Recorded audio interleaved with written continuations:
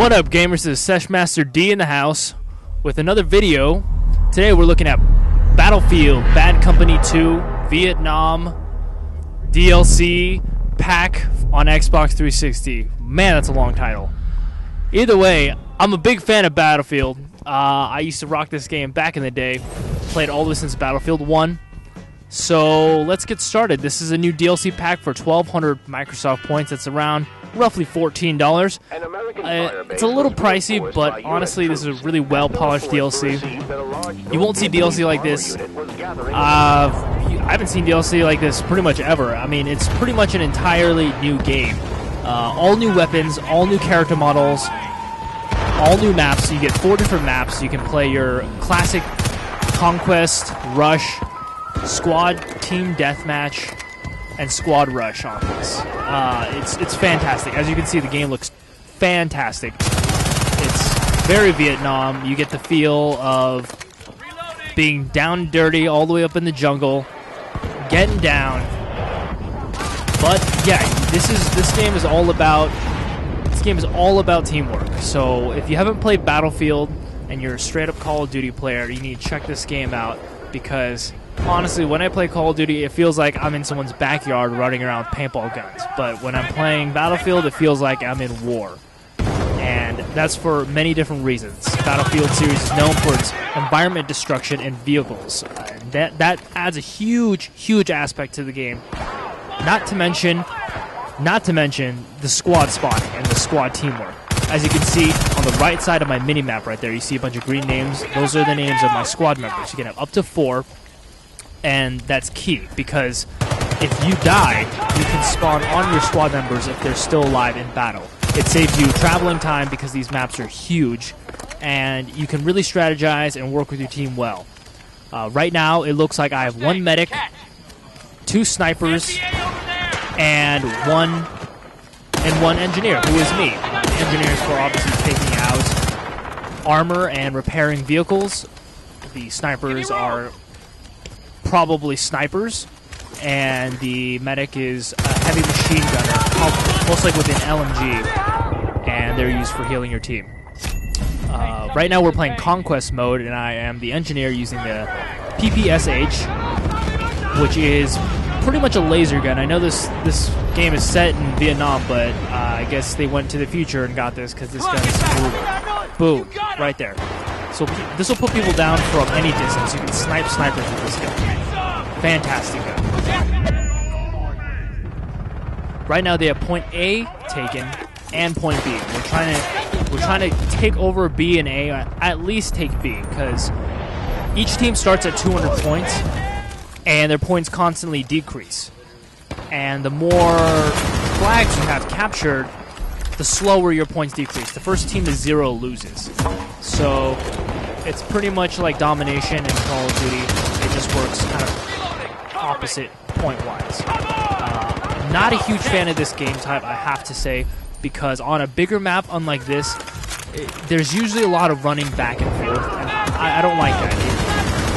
You'll go and take a point, and then 2 seconds later, while you're running to another point, the point you just took will be taken. You have to go back. It's a lot of backtracking. Not a fan of that. I much more prefer Rush, which I'll cover in a different video. It's a fantastic game type, and I love it. Honestly, Battlefield Bad Company 2 is probably the only online first-person shooter experience that I would play over Call of Duty. But that's just me. I have my own taste. If you haven't tried this game out, then you should really give it a go. I'm sure you guys will like it. With that said, this game is a team-based game. So if you just jump into the lobby randomly by yourself, there's a chance you'll be matched up with a lot of really bad players or people who don't know how to play the game correctly, and that can ruin the entire experience for you, unfortunately. Great thing about Call of Duty, you can just jump in a sesh, get it going, and it's fine. You can just own the entire team by yourself. But this game, you really need teamwork. So I highly recommend that you get a couple of friends on your friends list, jump in a party together, and run around and be a good squad together. I mean, it's all about communication and teamwork. Seriously, if you're a good player and you have one other good player who's communicating with you, you can dominate an entire team. with the right amount of communication. Heads up! First aid! For now, we're trying to take B. Reloading my M60. I'm not a huge fan of this gun. It has a 100-round magazine, but it needs it because it does such little bullet damage. It's kind of amazing how little damage this gun does. Even with Magnum ammo, which is a attachment you can put on this gun, similar to how attachments work in Call of Duty series. Damn! Charlie's taking a fire base! So, since that happened, I'm going to bust out the PPSH, and as you can see, you can put him down real quick. Another thing about this game is you need to really check your surroundings. These are big maps, okay? Don't just look at one vantage point. You got to keep moving and watch the entire horizon line, okay? People will be sneaking in around you. They'll be coming around the sides, from the back. They'll be flanking you. And the scariest part is if there's one person alive in someone's squad, you'll have a 4-man team coming at you out of nowhere. So if you are going to kill somebody, you make sure you kill everyone around them. Make sure you kill the entire squad. You need to murder them all.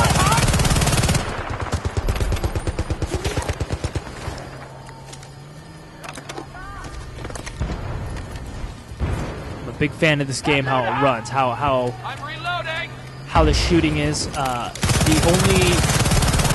only problem I can really say about this game, besides some minor bugs that are in the DLC, since I'm sure they didn't get that much time to work on it, is the fact that even though you get about 10, 12 kills in a row, you don't really feel very accomplished. They did a very good job in this Call of Duty. In that, I mean, the kill streaks, and it'll tell you, you're on a 10 kill streak.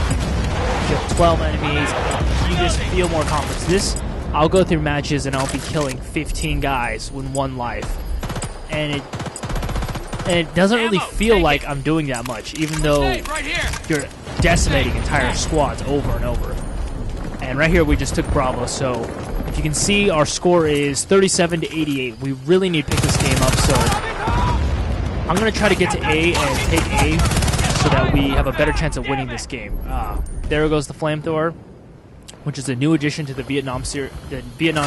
Excuse me. Can you hear me? It's pretty brutal up close, but honestly, I would rather use pretty much any other gun. There it is. Mortar Strike got me. I'll have more videos on all the other game types. Thanks for watching, guys. Stay tuned.